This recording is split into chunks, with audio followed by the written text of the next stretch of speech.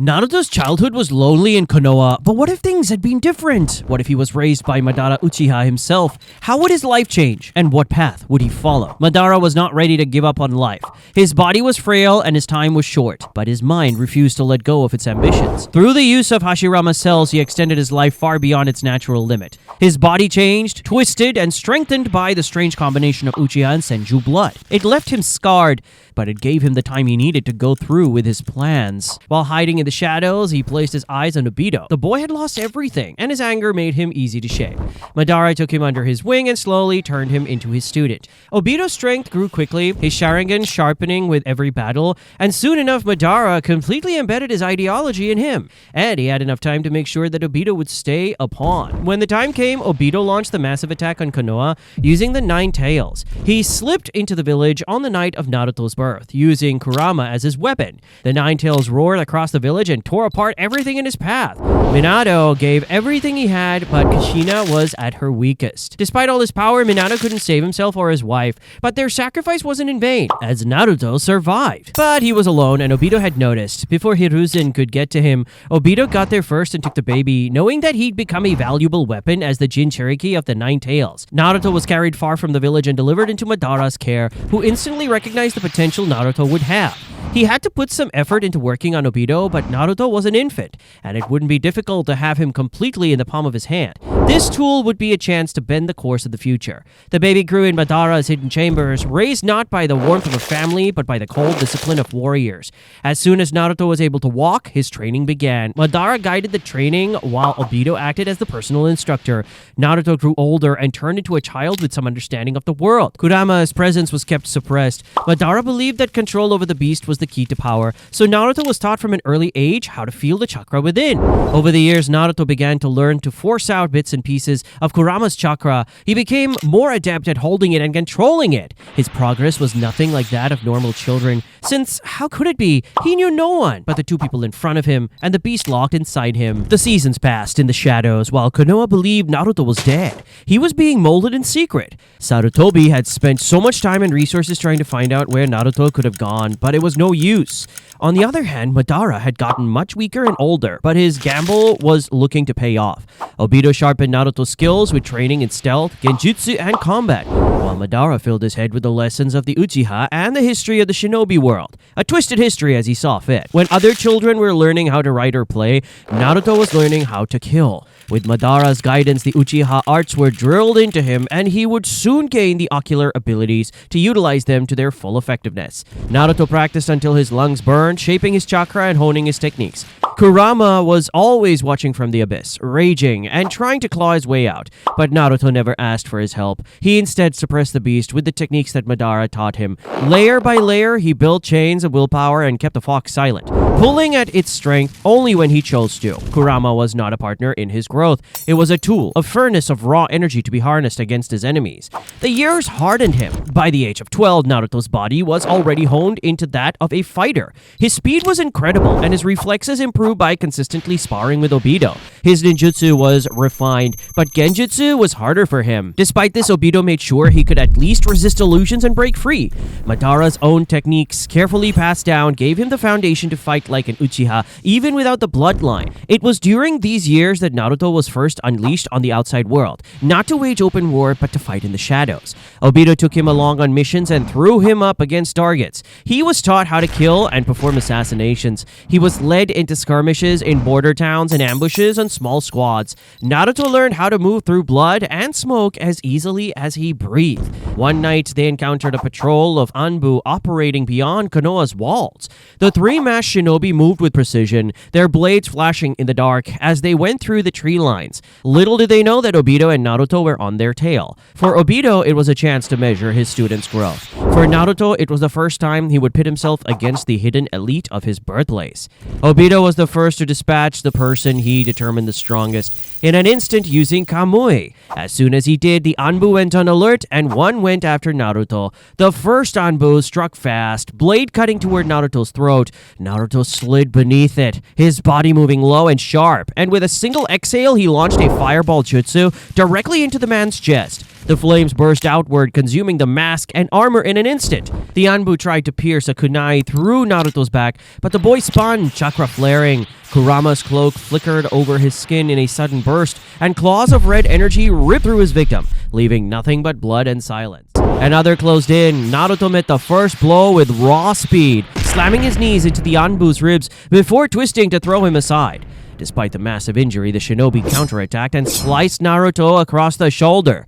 Pain surged, but he did not cry out. Instead, he pressed his hand on the wound, igniting another wave of fire that erupted from his palm, forcing the man back in a storm of flame. The fight became brutal, but Naruto pressed on without hesitation. Fireballs scattered through the night sky, and their explosion shook the trees. His movements were sharp and precise, built from years of training. He would strike, pull back, and strike again, never giving his enemies the chance to regroup. In the end, the patrol lay broken on the ground. Naruto stood in the middle of the carnage, cloak of red chakra flickering around him. His chest heaved with exhaustion, but his grip on Kurama's power never faltered. Obito watched from the shadows, nodding once in approval. The boy was far beyond the children of his age. From that night forward, Naruto's reputation in the underground grew. Whispers spread of the masked child who fought with fire and red chakra, leaving nothing but ash behind. Konoha never knew his face, but they felt his presence in the growing fear around their borders. Madara's time, however, was running short. The years had caught up to him, and even Hashirama's cells couldn't hold him together much longer. He watched his pet project grow with the eyes of a dying man,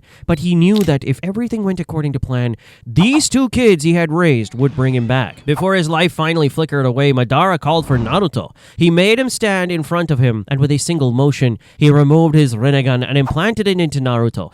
All of the effort he'd made was now placed into the child's hands, but the pain was unlike anything he had faced before. As his vision burned and his skull split with unbearable weight, the new power carved itself into his body. For hours, Naruto screamed in the caravan as the Rinnegan merged with him, but he didn't break. All of his training had led him to this. And when the storm of pain finally passed, Naruto opened his eyes. The world was no longer the same. Shapes of chakra, paths of energy, the pull of unseen forces all revealed themselves in perfect clarity. The Rinnegan had become his. Madara lay back, satisfied. He had given his eyes not to Obito, but to the child who had proven relentless. With the Rinnegan, Kurama's power, and the teachings of the Uchiha, Naruto was set to inherit everything. Days later, Madara's life faded. The old man passed in silence, leaving Obito and Naruto to carry the weight of his vision. Naruto was 12, but he was already a warrior who could stand against men twice his age. His fire roared stronger than ever. His control over Kurama's chakra was absolute. And now, with the Rinnegan glowing in his eyes, the world before him would never be the same. With Madara gone, Naruto stood beside Obito, both of them understanding what Madara had left behind. His dream may have been unfinished, but all the pieces of the puzzle had been put into place. Madara's reanimation became their primary goal, and so Obito carried the burden of leadership while Naruto trained harder than ever, sharpening his control over the Rinnegan, while deepening his use of Kurama's chakra. The beast still raged inside, but Naruto's grip was iron. When he needed power, he pulled it without hesitation, forcing Kurama's energy into claws, cloaks, and waves of destruction. The two began their work in the shadows, gathering resources, shaping their influence, and building the foundation of a new group. And it soon became known as the Akatsuki, a gathering of extremely powerful shinobi who were going to pave the way for Madara's dream without even knowing it. But among them, there was Itachi Uchiha. Everyone had heard of him, and now how could they have not? This was the ninja who cut down the entire Uchiha clan, including his own parents. Itachi's arrival shifted the balance because he was among the strongest members of the Akatsuki. And the worst part for Obito was that despite him not knowing, Itachi was a double agent acting in the favor of Konoha and to keep his brother safe. And soon he discovered that the child who hung out with this notorious bunch might just be the child of the fourth Hokage, who was taken from Konoha during the night of the Nine-Tails attack. The revelation burned in him. To Itachi, who had given everything for the safety of the Leaf, this was more than a secret. It was a wound, a betrayal hidden in the dark. He confronted Obito in the depths of their hideout, his eyes locked with suspicion. But he made sure to only push for information without letting his intentions slip out. But the confrontation soon ended up being a show of power. Obito moved first, slipping into the void of his Kamui, while Itachi responded with a barrage of shuriken that were precisely aimed. But all they met were walls, since Obito faced through most. But then one struck him, its chakra seal burning against his shoulder before he tore it free. He countered with chains that erupted from his body, glowing with spectral force. They whipped toward Itachi, trying to bind him, but Itachi dissolved into crows, his body scattering into the shadows before reappearing behind Obito. The Sharingan flared in both men's eyes, illusions weaving between them in rapid layers. The caverns seemed to shift, walls twisting into endless corridors, fire erupting from the floor, shadows crawling over the ceiling. Each illusion was scattered by the other, broken apart in a blur of genjutsu mastery. Obito lunged, his hand reaching for Itachi's throat, but his fingers passed through an after image. Itachi appeared above him, blade descending, only for Obito to vanish into the void of his dimension again. He re-emerged behind Itachi, swinging a kunai, but the prodigy caught his wrist and twisted, forcing him off balance. The clash went on for so long, but neither gave ground. Itachi's precision meant Obito's unpredictability, and the battle seemed like a stalemate. But Obito had patience on his side. He fought not to kill, but to tire his opponent out. Each use of Kamui drained his stamina less than Itachi's constant genjutsu weaving, but soon the two stopped. Obito told Itachi not to pry about places where he shouldn't, and that they had a common goal to attain. Naruto wasn't meant to know the truth. Not until the work they needed to do was done. Itachi listened in silence, his eyes unreadable. His mind turned over the possibilities, weighing the fate of the boy against the weight of the world. In the end, he released his tension. The fight was done. He would not tell Naruto, not yet at least. Naruto had no idea what was hidden from him, but he continued training with Obito, and now Itachi trained him as well, building upon the Uchiha training he had gotten. The two sparred pretty frequently, and that helped Naruto increase his resistance to genjutsu, as well as helping him improve his Rinnegan. Their spars were brutal, but Naruto's growth was skyrocketing. The Akatsuki grew slowly around them, taking form as rogue shinobi joined in, shinobi who were exceptionally strong in their own right. Naruto, now stepping into his teenage years, stood at the center of it all. He did not know his origins, nor the sacrifices his parents had made. To him, the Leaf was only a village in the distance, a place of strangers. Itachi often went on missions with him and carried them out efficiently. Together they became a pair the underground world feared deeply, the master of genjutsu and the destroyer. But Naruto's view of the world had grown cold and skewed. To him, the weak existed only to be consumed by the strong. Mercy was foreign, compassion was weakness. He had never been shown the bonds of family or the warmth of comradeship. He believed only in power, both his own and the beast within him. Kurama's chakra was no longer just a weapon to him. It was part of his own identity. Suppressed and chained though the Nine Tails was, Naruto wielded the energy with absolute authority. He was not Kurama's jailer or partner. He was Kurama's master. Each mission drove him deeper into this philosophy. Villages that resisted were crushed. Mercenaries who challenged him were erased. Even powerful shinobi fell before him, their techniques smothered by his fire and torn apart by the claws of red chakra. The Rinnegan added another layer to his arsenal, allowing him to push, pull, and control the battlefield with frightening mastery. At such a young age, he already carried the presence of a veteran. Meanwhile, in Konoha, Sasuke was also growing. Without Naruto as his rival, his progress looked unmatched among his peers. His Sharingan awakened earlier, sharpened through missions and constant training. Kakashi guided him with care, teaching him control, strategy, and the use of lightning-style techniques. Sasuke's Chidori was perfected faster than in the original timeline, and he developed it into variants that matched his creativity. But there was something missing. Without Naruto pushing against him, Sasuke lacked the edge of competition. His victories came too early. Against his peers, he dominated. Against his enemies, he overwhelmed. Even the Chunin exams proved simple for him. His opponents were unable to push him to the brink. While his strength grew, his hunger for a true rival remained unsatisfied. When Orochimaru's shadow stretched toward him, it found no hold. Sasuke had no reason to leave Konoha. He already stood above the rest, and the promise of more power did not tempt him in the same way. Instead, his path took a different turn. Jiraiya recognized his potential and his need for guidance, and took him on as a student. The legendary Sannin passed on his vast knowledge and trained Sasuke in combat and discipline. As the years passed, it was obvious that the two weren't at all like the original timeline. Naruto lived as a destructive demon, while Sasuke shone as Konoha's strongest youth and became a symbol of the village's strength, despite his thirst for revenge against Itachi. Yet, neither knew of the other's existence. Naruto's missions with Itachi grew bloodier as his power expanded. In one clash, he and Itachi faced a squad of elite shinobi from the Hidden Stone. The enemy surrounded them, using earth walls and massive golems to cut off escape. Itachi stepped forward first, his genjutsu scattering the formation as half the squad fell into illusions. Naruto followed and used his Rasengan to tear through the walls of stone and destroy them. When the shinobi attempted to counter with mud projectiles, Naruto's Rinnegan shifted, repelling the attacks in a single wave. The battle ended in devastation. The stone shinobi were soundly defeated, and the area was like a war zone. Naruto stood in the middle, his chakra cloak flickering around him like a second skin. Itachi, untouched and silent, watched him carefully. To Itachi, every mission showed not just Naruto's strength, but how far his mind had strayed from the world of bonds and love. And by this time, the Akatsuki continued to take form. With Naruto, Obito, and Itachi at its core, the group began to extend its influence across the nations. They moved slowly, striking only when necessary, but each step brought them closer to the dream of reanimating Madara. The world remained unaware of Naruto's identity, unaware that the son of the fourth Hokage had become a figure that was feared by the shinobi around him. Naruto himself cared little for his origins. To him, the leaf was meaningless, just another village among many. His loyalty was to strength alone, and soon he was taken on a mission to Konoha by Itachi. Their mission was simply to gather intelligence and leave unseen. Cloaked in the dark, they moved like shadows between the trees, their footsteps soundless against the earth. But fate shifted the course of the mission. As they moved deeper, two figures appeared in their path: Jiraiya and Sasuke, who had been returning from a mission. The chance meeting turned into a confrontation in an instant. Sasuke's Sharingan flared with hatred the moment he saw Itachi.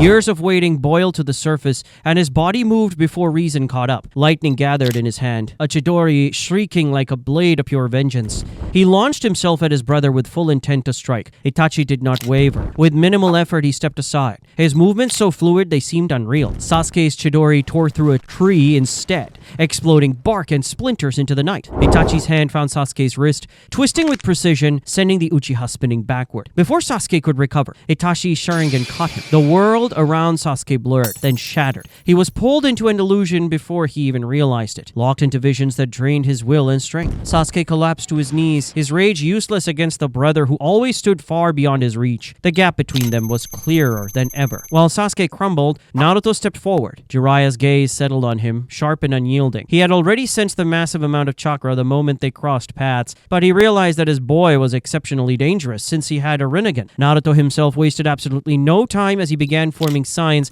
while gathering chakra. And suddenly a torrent of flame surged from his mouth, twisting into a roaring inferno that spread through the clearing. Jiraiya leapt upward, his body spinning as he released a stream of toad oil, igniting it into a counter flame that split the blaze in half. The ground scorched black beneath them as Naruto pressed forward. His Rinnegan pulsed as he began pulling debris toward him before hurling it outward in a storm of rocks. Jiraiya landed lightly before weaving fast hand signs through the assault. A massive toad appeared, slamming the ground to block Naruto's path and swiping at the young ninja. Naruto did not slow down. Chakra flared around him, the red cloak forming faintly as claws stretched from his hands. He moved low and fast, carving through the earth as he struck at the toad. His chakra-enhanced swipe sent the summon reeling back, forcing Jiraiya to step in before it was torn apart.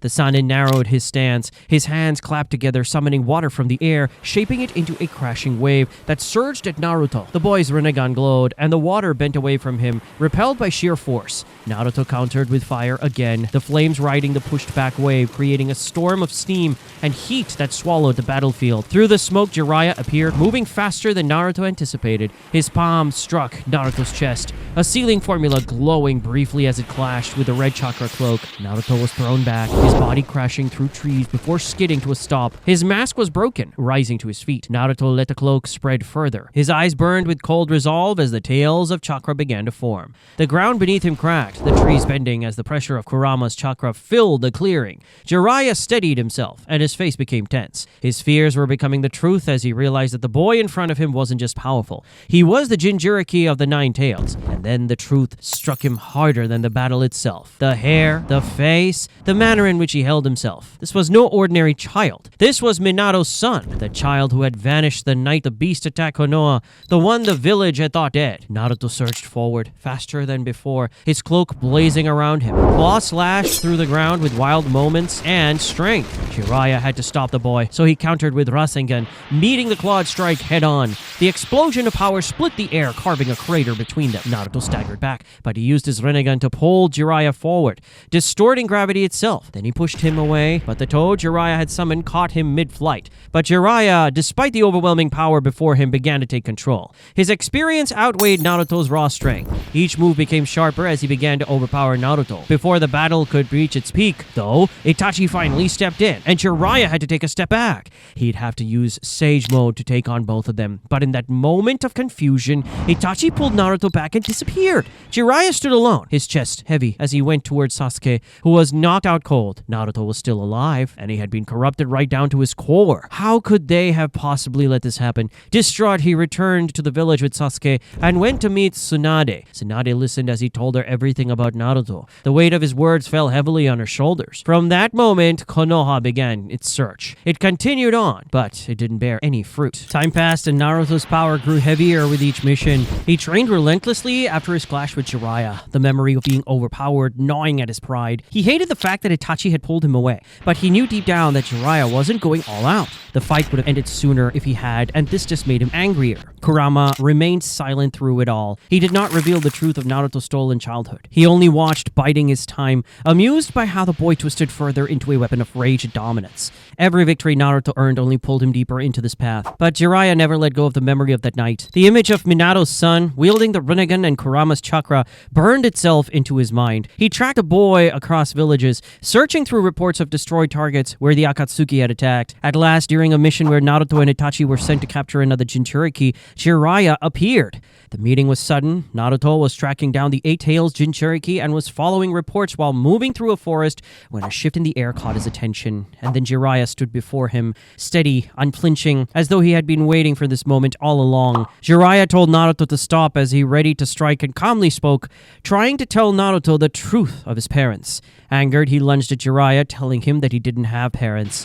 As Jiraiya defended his attacks, he kept talking about Minato and Kushina and how Naruto had been stolen the night that the Nine-Tails had attacked. But Naruto didn't believe him and only got angrier. His hands flew into seals and a massive wave of fire surged forward, bright enough to blind the night. Jiraiya countered with water release, extinguishing the blaze as the ground erupted in steam. Naruto pushed through, his Rinnegan pulling trees from their roots, then hurling them like spears, and Jiraiya leapt between them. Naruto was far stronger than before. His Rinnegan techniques changed seamlessly into his taijutsu, repelling Jiraiya's counters and pulling him into close quarters where the red cloak tore at his defenses. A sudden pull wrenched Jiraiya forward, Naruto's knee crashing into his chest, sending him sprawling across shattered stone. Jiraiya leapt between the strikes before summoning two toads, realizing that he'd need more power to stop Naruto without killing him. Nature chakra began to flow into him, his features shifting as Sage Mode took hold with the help of the toads he had summoned. His eyes narrowed, his movement steadied, and the pressure around him grew immense.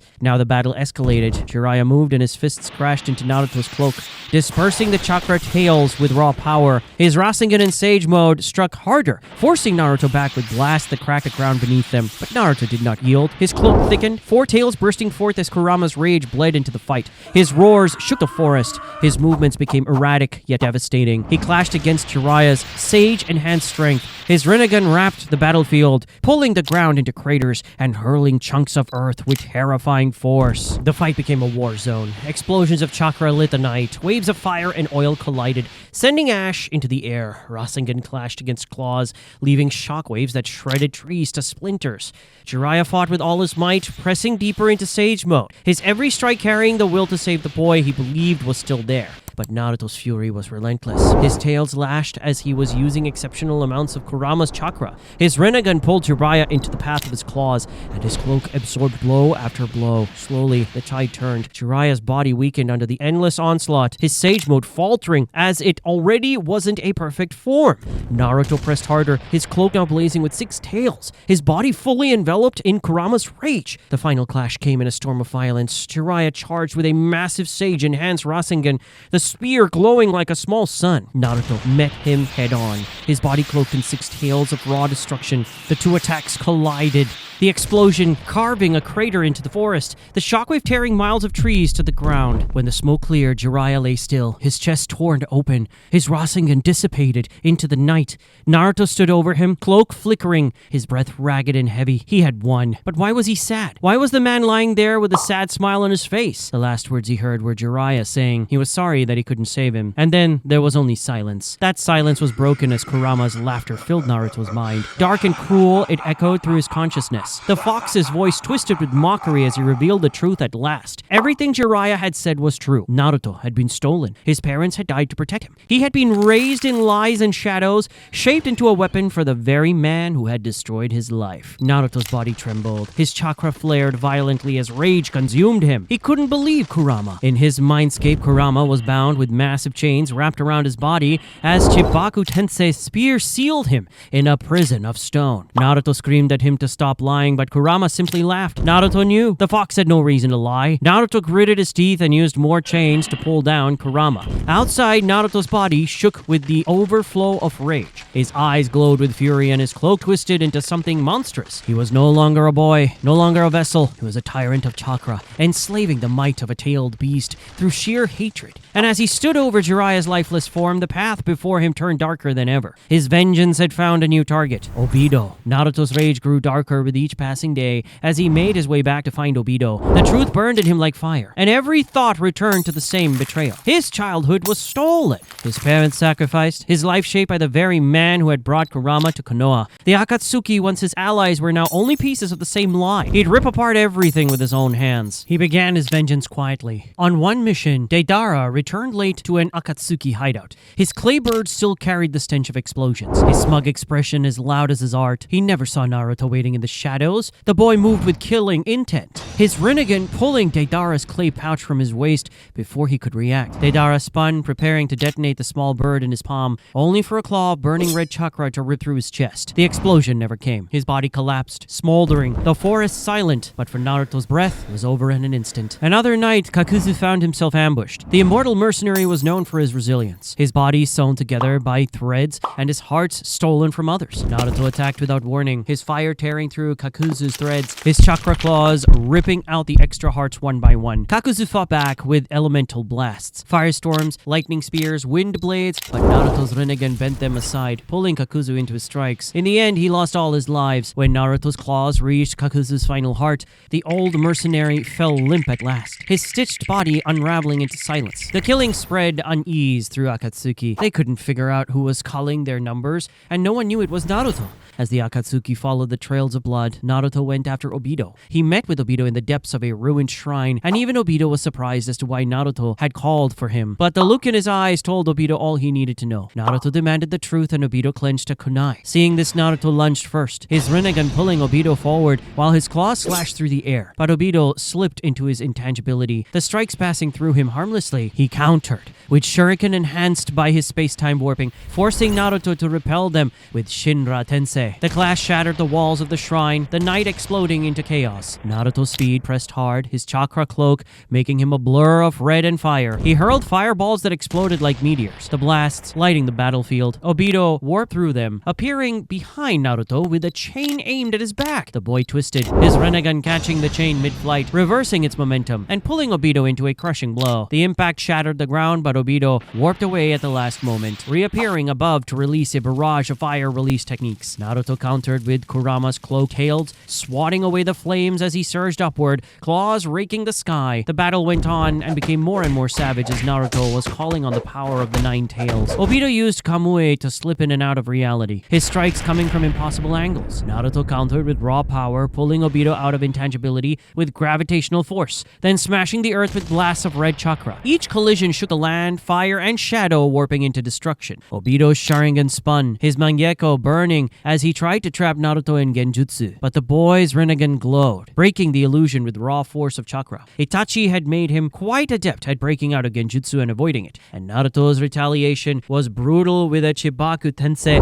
forming above them, rocks and debris swirling into a growing sphere that threatened to crush the battlefield. Obito warped parts of it away with Kamui, but Naruto chained the spear with Kurama's claws, hurling it downward like a falling star. The impact created a crater that swallowed the shrine whole. Obito staggered, blood running from his mask, his body weakened from constant warping, yet Naruto was not unscathed. His cloak flickered, blood streaming from deep gashes where Obito's attacks had pierced him. Both stood heaving, their breaths ragged, their bodies breaking under the weight of the fight. The fight went on for what seemed like an eternity as the two continued chipping away at each other, but Obito was taking the brunt of the attacks, and things got worse as Hidan appeared along with Sasori. Despite this, Naruto continued to rage as he pulled on all of Kurama's power and began to quickly deplete his chakra reserves. He succeeded in taking down Sasori first, and Obito was on death's door. So he tried one final move, his Mangekyo burning, as he lunged with his chain, intent on pulling Naruto into Kamui's void. Naruto met him head-on, his Rinnegan glowing with fury. He pulled Obito fully into reality, locking his body in place for a split second. It was all Naruto needed. With a roar, he drove his claws forward, fire coating them them, Kurama's rage pouring out. The strike tore through Obito's chest, ripping life from the man who had stolen his childhood, just as Obito's chain pierced through his chest, while Hidan's scythe tore through his back. Obito gasped, his mask shattering, his eye dimming as he collapsed into an arm, but Naruto was in no better condition. His focus on Obito had allowed both the Akatsuki members' attacks to connect. His blood spilled freely on the ground. The night grew still as Naruto fell with Obito, his cloak fading and his breath shallow. Obito's lifeless body rested beside him, the man who had shaped his cursed life now gone. He could barely make out Hidan's silhouette. Kurama's voice echoed faintly in the boy's mind, but Naruto could barely process it. And soon Naruto closed his eyes for the last time. The cycle had closed in blood. Naruto's story ended not with redemption, but with vengeance fulfilled and life extinguished. Make sure to subscribe and smash the like button for more Naruto videos.